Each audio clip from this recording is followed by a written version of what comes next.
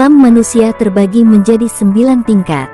Alam tempering tubuh sama dengan 9 tingkat. Alam bumi sama dengan 9 tingkat. Alam langit sama dengan 9 tingkat. Alam ilahi sama dengan 9 tingkat. Alam abadi sama dengan 9 tingkat. Alam abadi bumi sama dengan 9 tingkat. Pembagian Master Array. Tingkat 1 sampai 9. Grandmaster tingkat rendah, Grandmaster tingkat menengah, Grandmaster tingkat tinggi. Di setiap tingkat Grandmaster terbagi juga 3 alam masing-masing. Awal, tengah, puncak. Itu tingkatan kultivasi dalam novel ini. Bagaimana jika biarkan aku yang menggunakannya? Siapa? Kata tetua pertama sambil berdiri. Semua orang berdiri dan siaga setelah mendengar suara yang muncul entah dari mana itu. Anehnya mereka yang di sana semua berada di alam abadi, tapi mereka tidak bisa merasakan aura kehadiran orang ini yang membuat mereka menjadi waspada. Yah, jangan gelisah seperti itu, aku ada di kubu kalian, kata suara itu. Lalu seorang pria paruh baya muncul di hadapan mereka semua. Melihat pria itu, mereka makin waspada dan bahkan bersiap untuk menyerang bersama. Karena mereka tidak dapat merasakan kehadiran pria itu hanya tersenyum ke arah mereka, lalu menatap Muziksi. Bahkan tetua pertama, yang berada di tingkat kelima alam abadi, juga tidak bisa melihat aura pria yang datang itu. Saudarimu sudah lama, apa kamu lupa denganku? Kata pria itu.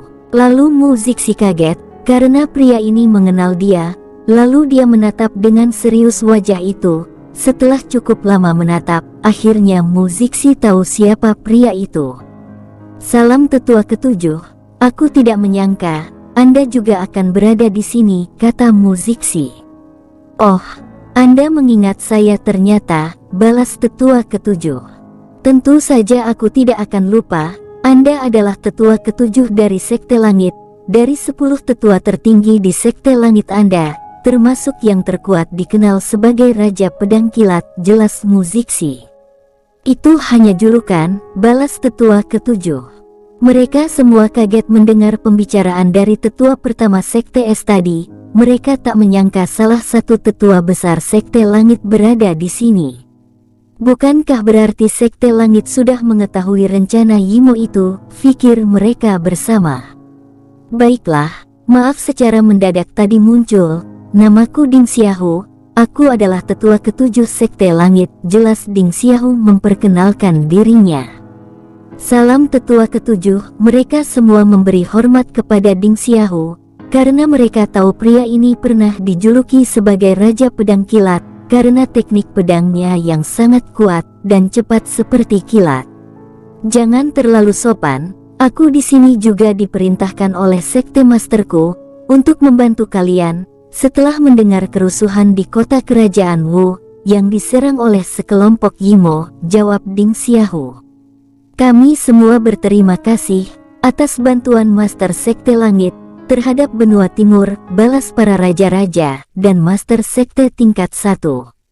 Itu tidak masalah, mari kita duduk, dan membicarakannya, jawab Ding Xiaohu. Iya, Saudara Ding. Ini adalah beberapa murid terbaik dari Sekte Esku, kalian cepat beri salam kepada tetua ketujuh, kata Muziksi. Salam tetua ketujuh, Mu Suanyin, dan yang lain memberi salam secara serentak.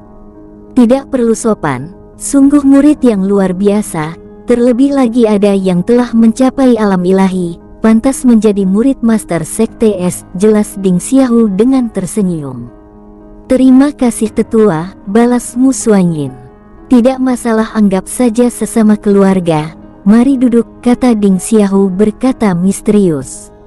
Membuat Mu Suanyin sedikit bingung dengan maksud perkataannya tadi. Saudarimu, biarkan aku yang menggunakan kompas itu, kata Ding Xiaohu. Ini, apa saudara Ding Xiaohu tahu cara menggunakannya? Tanya Muziksi.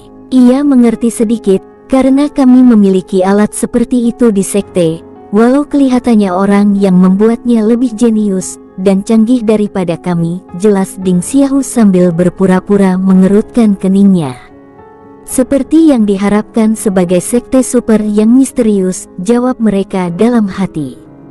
Aku tidak menyangka sekte langit lebih maju daripada kami, soal benda seperti ini. Desah Muziksi.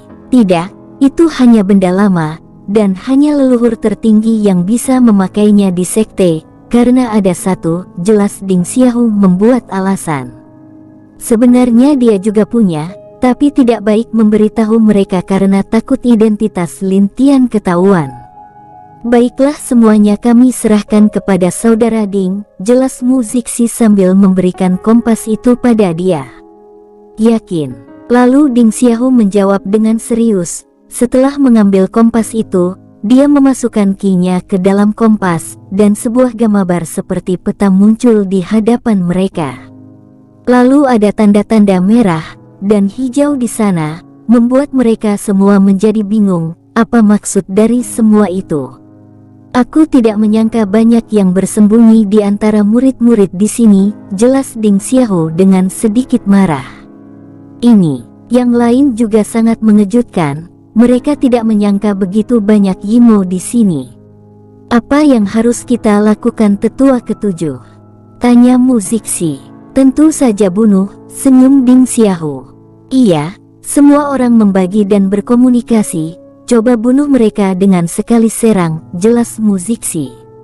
Iya, jawab mereka semua, lalu mereka pergi keluar, dan memerintahkan membunuh orang-orang yang sudah ditandai. Tetua ketujuh, aku tidak menyangka sekte langit bahkan benar-benar turun tangan secepat ini, kata Muziksi. Hahaha, itu harus, karena dari dulu sekte kami bertugas untuk melindungi dunia ini dan memusnahkan para Yimo, jelas Ding Xiaohu. Iya, itu benar juga, tapi tidak tahu apa tetua ketujuh juga membawa beberapa murid ke sini. Tanya Muziksi. Mereka sudah beraksi, senyum Ding Xiaohu. Lalu dari luar suara teriakan terdengar, bahkan sebelum pasukan benua timur dikoordinasikan. Bahkan Muziksi, Musuanyin yang masih di tenda, dapat mendengar teriakan orang-orang yang diserang. Ah, tidak, bagaimana kalian mengetahuinya? Satu demi satu teriakan terdengar dari luar, menyebabkan keterkejutan, bahkan orang-orang di luar kaget melihat orang-orang yang diserang. Bahkan di antara mereka, banyak yang marah atas penyerangan itu, tapi setelah melihat manusia yang diserang itu mengeluarkan aura yang menjijikan, dan ada wajah mereka yang berubah sangat menakutkan, membuat mereka sadar satu hal.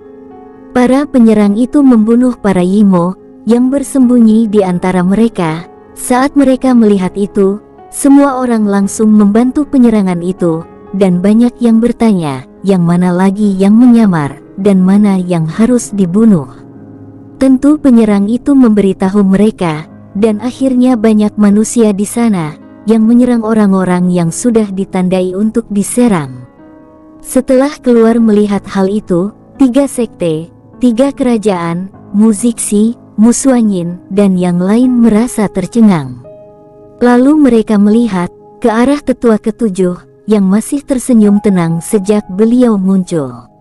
Mereka sadar para penyerang itu adalah murid dari sekte langit, jadi sekte langit sudah mengetahui semua Yimo yang menyamar, dan mereka menyerang di saat orang-orang sangat marah, karena penyerangan Yimo di makam, yang menyebabkan banyak manusia tewas. Karena hal itu sepertinya, mereka yang sedang bertarung menjadi dapat bekerja sama dengan mudah. Strategi yang seperti itu, sangat mengerikan. Sungguh sekte yang mengerikan, desah mereka semua, sekte langit, sekte yang kekuatannya sangat tersembunyi. Banyak yang mengatakan, sekte ini yang terlemah, tapi ada juga pemimpin dari sekte super lain tidak pernah berani meremehkan mereka. Duan Chou, tetua, semua sudah dibereskan. Hormat seseorang berbaju hitam, yang muncul di depan tetua ketujuh itu. Bagus. Tapi itu tidak semuanya, mereka hanya pasukan kecil, tetap waspada dan awasi, jelas Ding Xiaohu. Baik, aku mengerti, lalu pria berjubah hitam pun menghilang dari sana, dan tidak ada aura sedikit pun yang tersisa di tempat dia berdiri tadi. Mereka lalu melihat kekuatan dari sekte langit ini, sungguh sekte super yang kuat, pikir mereka. Setelah itu Ding Xiaohu masih berdiri di sana, dan sedikit mendesah memikirkan semua yang terjadi. Apa dunia ini akan terjadi bencana besar lagi? Desah Ding Xiaohu. Yang lain mendengar perkataan Ding Xiaohu, juga sedikit mendesah di hati mereka, bahkan ada yang sedih memikirkan bencana itu bila benar-benar terjadi. Ding Xiaohu berbalik, dan menatap mereka lagi dengan senyum, lalu dia menatap Mu Zixi.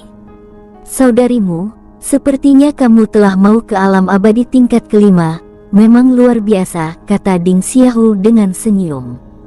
Mendengar itu Mu Zixi terkejut bahwa Ding Xiaohu bisa tahu tingkat kultivasi aslinya, karena tidak banyak yang bisa melihat tingkat kultivasinya. Saudara Ding memang luar biasa, bisa melihat kultivasi diriku dengan jelas, kata Mu Zixi. Hahaha, itu hanya biasa saja saudarimu, balas Ding Xiaohu. Baiklah, mari kita membahas hal yang serius sekarang. Aku merasa kelompok lainnya masih bersembunyi di sekitar sini, tapi itu tidak dapat kita lacak, karena kekuatan mereka lebih kuat dari yang bercampur dengan kita, jelas Ding Xiaohu dengan serius. Iya, mari kita kembali ke dalam, jelas Mu Zixi, dan yang lain mengikuti mereka dari dalam, sedangkan di luar pertarungan sudah berakhir, dan beberapa murid sekte langit membakar tubuh para Yimo itu, agar ki yang dikeluarkan Yimo tidak membuat yang lain terpengaruh. Di dalam ruangan, mereka semua mulai membuat rencana, karena mereka yakin, hancurnya tim yang bergabung di sini akan membuat Yimo yang lebih kuat menyerang. Kita beralih ke Lintian. Sedangkan di ruang makam, Lintian masih terbang menuju arah kedalaman makam itu. Dia sudah mencapai area di mana Wu Xin dan yang lainnya bertemu dengan Yimo dan mayat-mayat manusia yang telah dibunuh. Lintian melihat mayat di sana merasa geram. Dia bisa melihat bahwa darah mereka diambil sampai kering, dan ada juga beberapa bagian tubuh yang telah hilang dari tubuh mereka. Biadab, teriak Lintian. Aura membunuh yang luar biasa keluar dari tubuh Lintian, membuat petir di langit bahkan angin pun berhembus kencang. Tak, tenanglah, jangan sampai terbawa emosi, kata bayi kecil di atas kepala Lintian. Mendengar perkataan bayi kecil, Lintian kembali tenang, dia hanya diam, dan lalu menggerakkan tangan, sebuah api muncul di tangan Lintian. Aku harap kalian semua bereinkarnasi, yakin aku akan membalaskan dendam kalian, kata Lintian. Lalu api di tangannya dilemparkan ke tumpukan mayat itu. Semua mayat itu terbakar menjadi abu di sana tanpa sisa. Setelah semua mayat itu menjadi abu, Lintian lalu melanjutkan perjalanannya menuju ke kedalaman ruang makam itu. Sepanjang jalan dia tidak berhenti, walau ada beberapa makam di area 80%, dia tidak berhenti hanya terus terbang dengan cepat untuk mencapai area inti di sini. Setelah beberapa hari, Lintian memasuki area di sekitar 90% dari ruang itu, dan juga masih ada sekitar 5 hari sebelum diusir keluar dari ruang ini. Bayi kecil kamu merasakannya? Tanya Lintian. Iya sedikit kak, aku merasa aura api yang cukup kuat, walau tidak seperti Fenger, kata bayi kecil yang juga merasakan aura itu. Iya, aku merasakan aura itu ditambah, ada beberapa hal yang menjijikan di sana, kata Lintian dengan mengeluarkan aura marah. Bagus, akan kuhancurkan semuanya, balas bayi kecil. Tidak sekarang, jika kamu berubah kamu akan diusir paksa dari ruang makam ini, aku masih membutuhkanmu di saat yang penting, jelas Lintian. Baik, aku mengerti kak, jelas bayi kecil. Lalu Lintian menuju arah yang dia rasakan tadi dengan cepat. Hahaha, tidak kusangka kita akan menemukan api langit di sini. Sebuah tawa bahagia dari seorang berjubah hitam, wajahnya ditutupi oleh jubahnya itu. Iya, kita beruntung, dengan ini kita bisa mempersembahkan kepada Tuan kita, jawab teman berjubah hitam itu. Di sana ada lebih dari 10 orang yang mengelilingi sebuah naga, Tapi naga itu bahkan tidak memiliki daging, karena semua tubuhnya diselimuti api. Naga itu adalah api langit yang pernah disembunyikan oleh Wuxin dari Lintian. Naga itu kelihatannya memiliki roh sendiri, dan sepertinya sangat marah. Roar, naga itu meraung dan menyerang mereka dengan api mereka. Awas, mereka semua menghindar, tapi ada satu yang terlambat lalu terbakar menjadi abu. Melihat itu pria berbaju hitam sangat marah. Sialan kau, patuh dan diam saja saat kami tangkap, serang dia, teriak pria itu. Lalu dia menyerang naga itu dengan Kiimo. Yang membuat naga itu agak kesulitan adalah mereka terlalu banyak, dan juga naga itu sepertinya baru mendapatkan kebangkitan dari kesadarannya, jadi dia masih terlalu lemas untuk melawan Yimo sebanyak itu. Hahaha. Gunakan jaring iblis, dengan itu kita bisa menangkapnya, teriak pria berbaju hitam itu. Iya, lalu mereka semua mengeluarkan jaring hitam, dan melemparkan ke naga api, menyebabkan naga itu tidak bisa bergerak sedikitpun. Roar, naga itu berteriak dengan marah, dan merasa tidak berdaya. Hahaha, kami telah menangkapmu, patuh saja, teriak pria baju hitam itu. Dia merasakan tekanan dari jaring itu, seperti khusus dibuat untuk dirinya. Hahaha, jaring iblis ini memang memiliki kekuatan untuk menyegel benda roh sepertimu, jadi menyerah saja. Pria itu sangat senang, dia tidak menyangka api langit benar-benar ada di ruang ini. Dia yakin, dengan memberikannya kepada tuannya, pasti akan mendapatkan hadiah yang sangat menarik. Benda seperti api langit tidak boleh diizinkan jatuh kepada Yimo seperti kalian, teriak sebuah suara. Lalu Lintian muncul di depan pria itu dan mengepalkan tangannya, dan energi yang luar biasa menghantam dan menerbangkan pria itu sampai ke tanah. Buong! Pria itu jatuh ke tanah, dan berusaha untuk bangun, tapi saat dia bangun dia memuntahkan seteguk darah dari mulutnya. Bahkan rombongan pria itu juga kaget akan kemunculan tiba-tiba Lintian, dan mereka dipukul dengan cara tidak siap mengakibatkan organ dalamnya rontok dan terluka parah. Siapa kau Danco? Kata pria yang terluka itu. Aku. Kenapa kamu harus tahu? Kalian Yimo harus mati, teriak Lintian mengeluarkan aura membunuhnya. Nak, kau yang harus mati, cepat serang dia. Jadikan darahnya persembahan tuan kita, teriak pria itu. Iya, lalu mereka menyerang Lintian secara bersama. Kalian yang memintanya, karena kalian menyerang bersama jadi menghemat waktuku, kata Lintian, lalu mengeluarkan pedang devornya dari cincin ruangnya. Bajingan matilah kalian semua, teriak Lintian. Lalu dia mengayunkan pedang devornya, dan sebuah lubang hitam besar muncul tepat di atas kepala Lintian. Di dalam lubang hitam itu dapat terlihat kegelapan murni dan kekosongan yang tiada akhir. Melahap alam semesta, teriak Lintian. Lalu lubang hitam itu mengeluarkan banyak tangan yang besar berusaha menangkap Yimo yang menyerang Lintian. Apa? Teriak mereka semua. Mereka takut, cemas dan bisa merasakan jika tersentuh oleh tangan itu hidup mereka akan benar-benar menghilang. Lari, teriak salah satu dari mereka, diikuti dengan yang lain berusaha untuk melarikan diri. Tidak ada yang bisa melarikan diri, teriak Lintian. Lintian yang masih mengangkat tangannya ke atas, lalu mengarahkan pedang itu tepat menunjuk Yimo yang melarikan diri. Tangan dari lubang gelap itu langsung bertambah cepat, dan menangkap mereka satu persatu. Mereka semua kesakitan ditangkap tangan hitam itu, seperti kekuatan Ki Yimo mereka dipaksa keluar dari tubuh mereka. Bukan hanya itu, darah mereka juga seperti disedot oleh tangan itu. Kalian tidak akan mudah mati, kalian akan kusiksa dan disucikan di dalam dunia devorku secara perlahan, teriak Lintian lalu menurunkan pedang devor. Tidak, pemimpin tolong kami, teriak mereka satu persatu, tapi seberapa keras mereka meminta tolong mereka dihisap ke lubang hitam itu. Setelah mereka semua masuk ke dalam lubang hitam itu pun menghilang dan langit kembali seperti semula. Pria berjubah hitam yang dipanggil pemimpin, itu pun ketakutan melihat anak buahnya dihisap ke lubang hitam itu.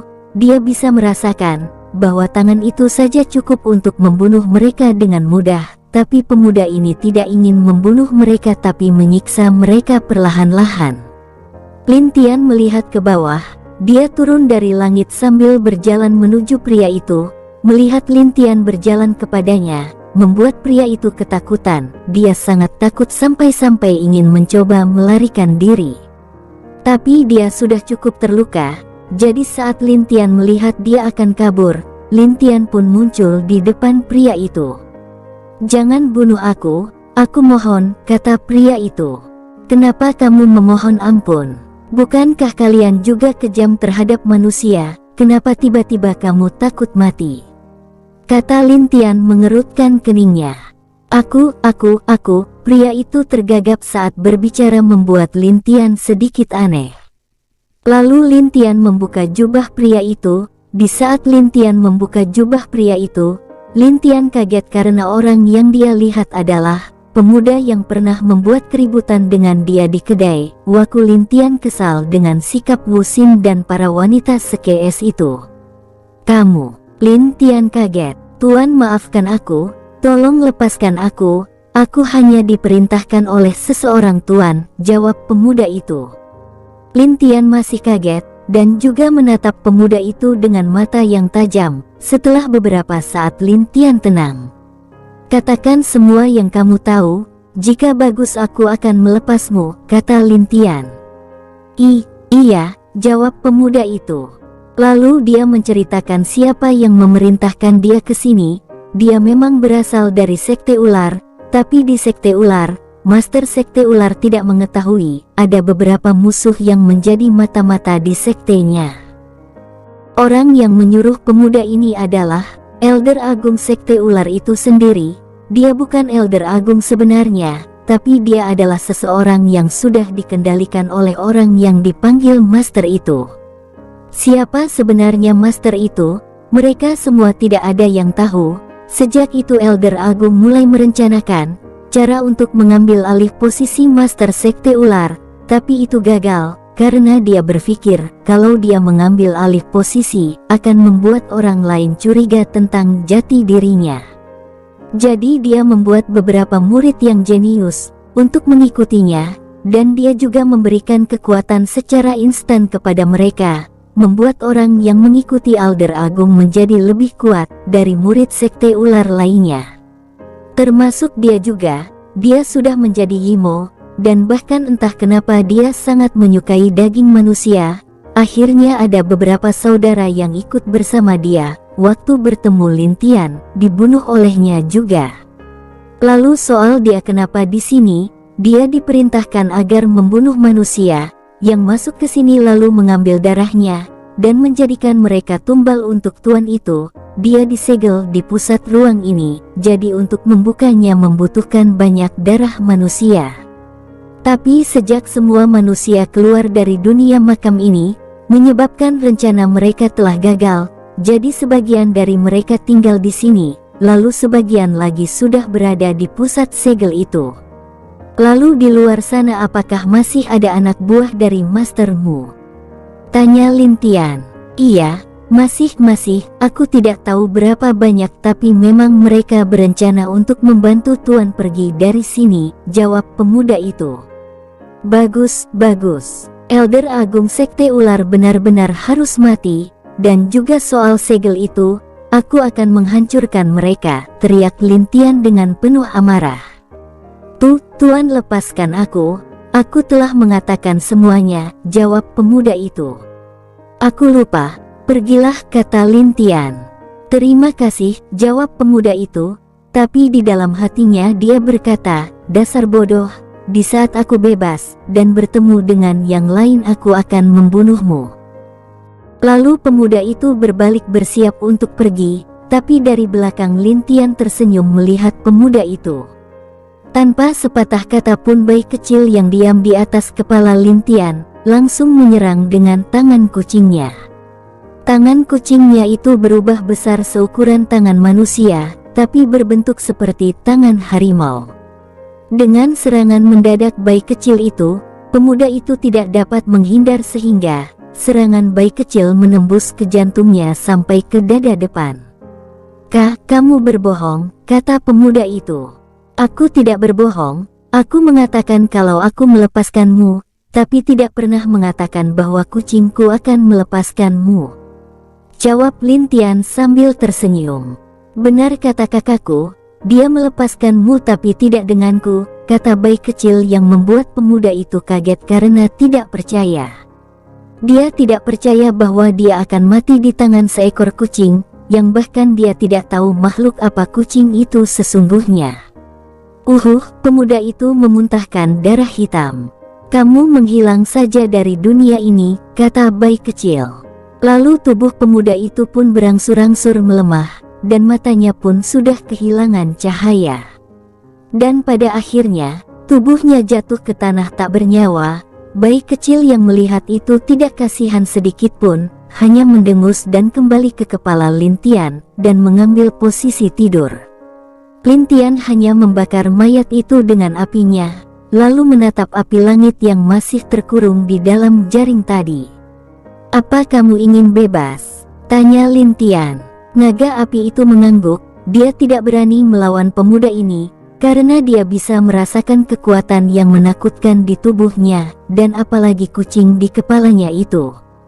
Dia bisa merasakan jika kucing itu ingin menelan dirinya, walaupun tubuhnya terbuat dari api. "Aku bisa mengeluarkanmu, tapi ada syaratnya," jawab Lin Tian. Naga api itu mengerutkan kening tapi masih mengangguk, pertanda ingin mendengarkan syarat dari Lin Tian. "Aku akan membuatmu memilih, mengikutiku atau kamu kumurnikan, silahkan kamu pilih," kata Lin Tian. Mendengar pilihan yang diberikan Lin Tian membuat naga api itu sedikit sedih. Bukankah sama saja dia akan jadi budak?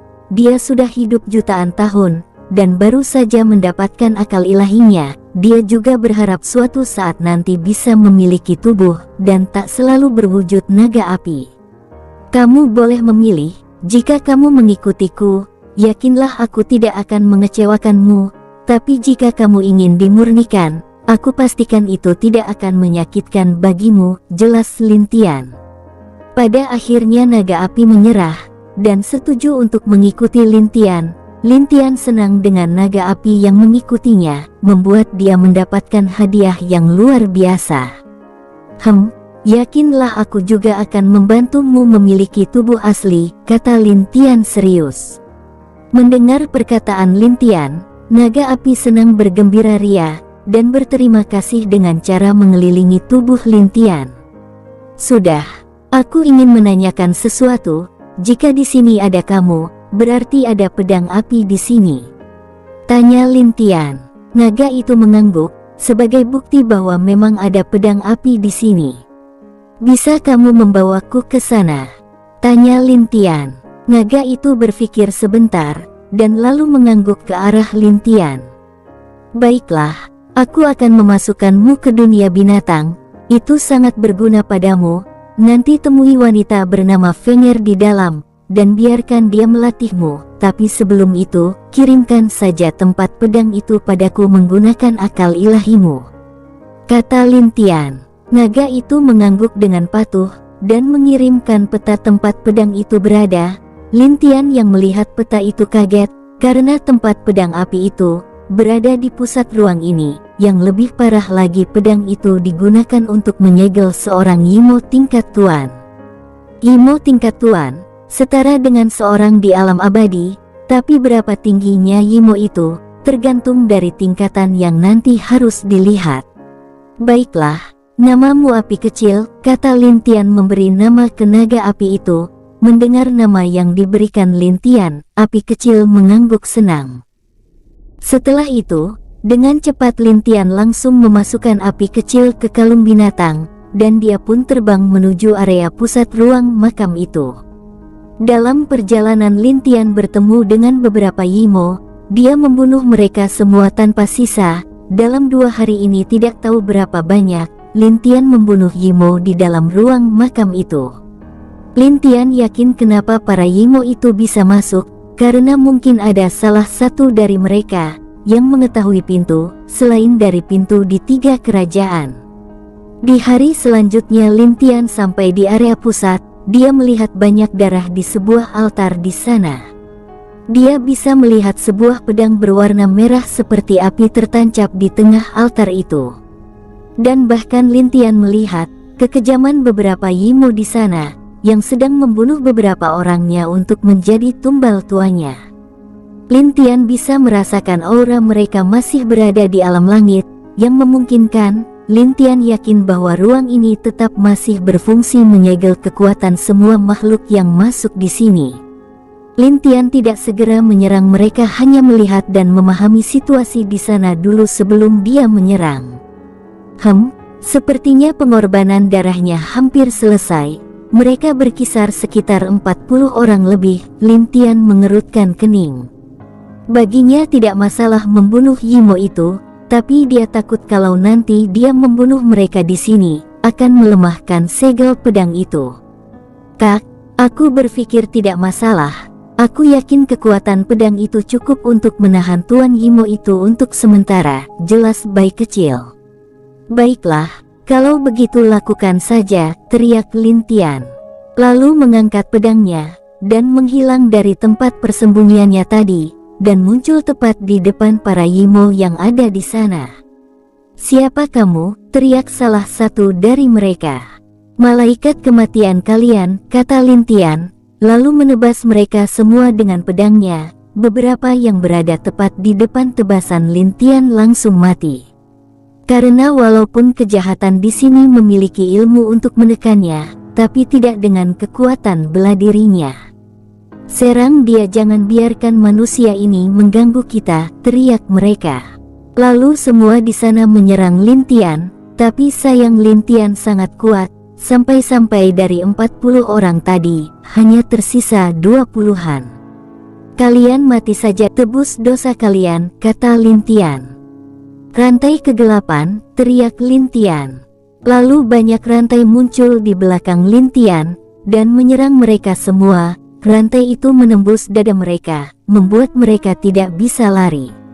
"Apa ini?" teriak salah satu dari mereka.